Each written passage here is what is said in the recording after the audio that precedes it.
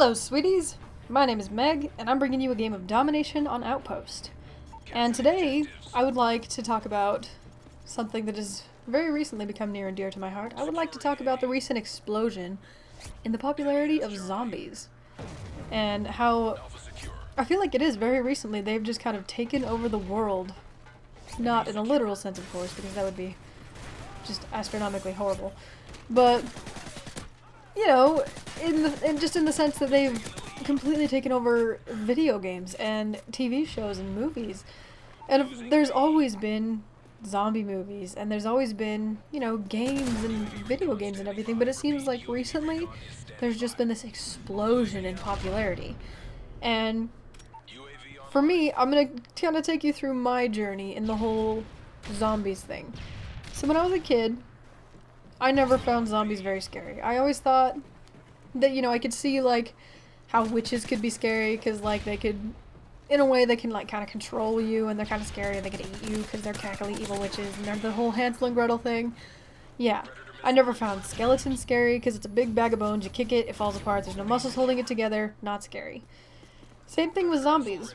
Zombies is kind of the same idea. It's a rotting corpse, right?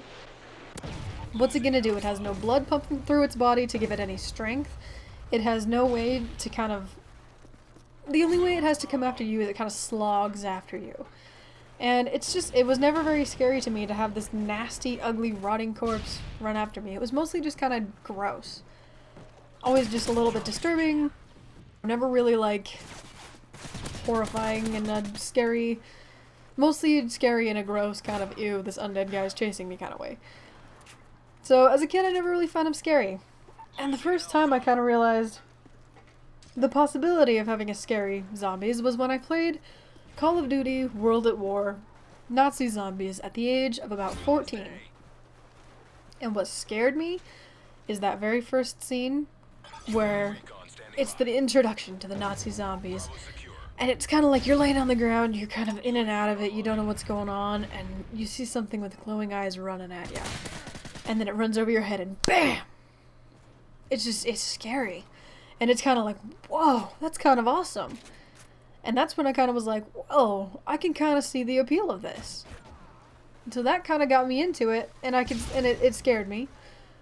And to be honest, I've never been a huge fan of being scared. It depends on what I'm doing. I'm not a fan of being like, so horrified I want to die.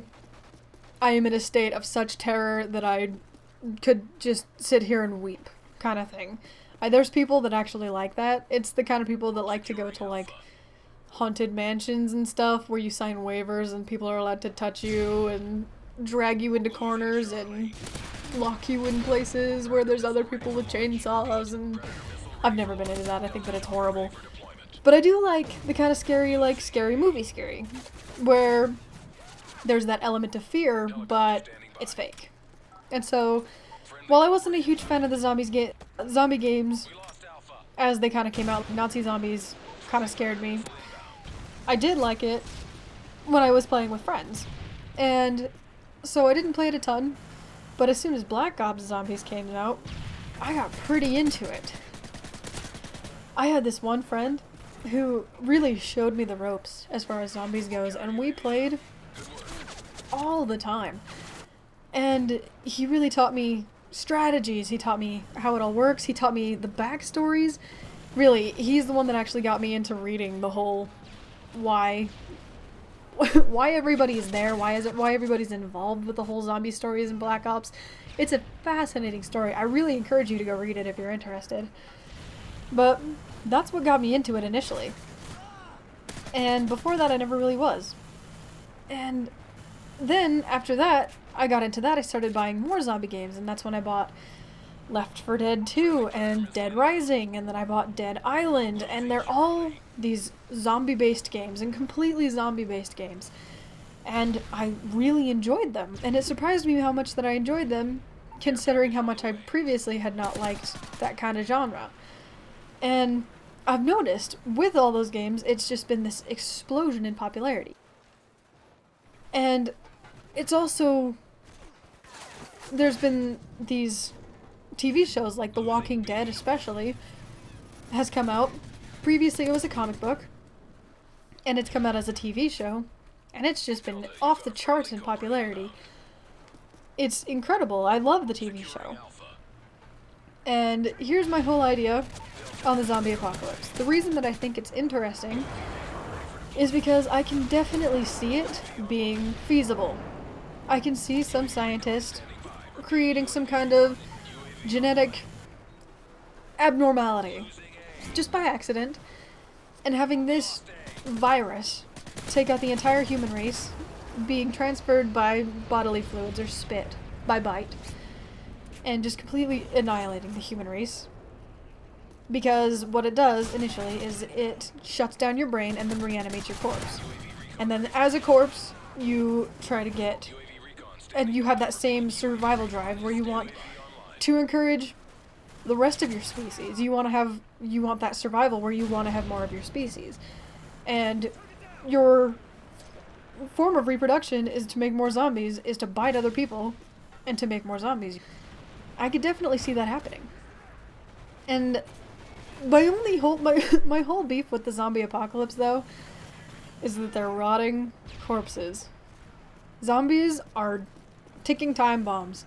Because bodies, after the brain dies, after the organs shut down, after you're dead, and all that's left is just this reanimated sack of nothing, they rot.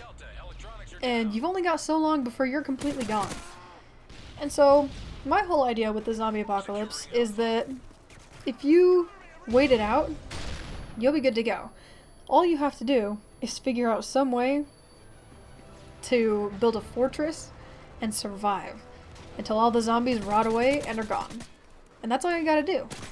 And so, take Left 4 Dead 2. All those guys have to do is stick in one of those safe houses, figure out a way to go on supply hunts every once in a while, and they'll survive. They'll be okay. All they have to do is wait it out. I like the idea of, in Fallout, the whole vault thing. I know it's a different situation, but I kind of think of the ghouls as kind of, the feral ghouls as kind of like zombies. If they're in their vaults, they survived for how long? Most of the vaults in good situations.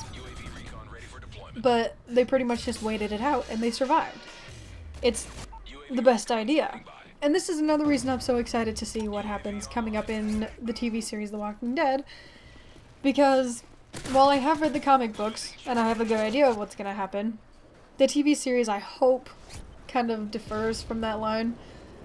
And they're coming up on a sort of fortress. If you're following it, let me know in the comments what you think is going to happen, your ideas and everything, because I would love to just talk with people about it. It's a phenomenal series. But they found a prison. It kind of clued to that in the series finale. And it's this whole previews and everything for the next season is them fighting for this prison, trying to find a fortress so that they can find a place to hunker down and just wait it out to survive the zombie apocalypse. And that is what I think that you've got to do. That's all you have to do is hunker down and survive. And that is what I think about the zombie apocalypse. Because again, I digress. Zombies are not that scary. They're just not. They're time bombs. So, I hope you've enjoyed this commentary and my ideas on zombies and the recent explosion in their popularity. Let me know what you think in the comments. If you think zombies are scary, what zombie games you enjoy, if you like any certain movies or TV shows, what you think is going to happen in The Walking Dead. Give me a rating if you liked it, and until next time, stay sweet, you guys.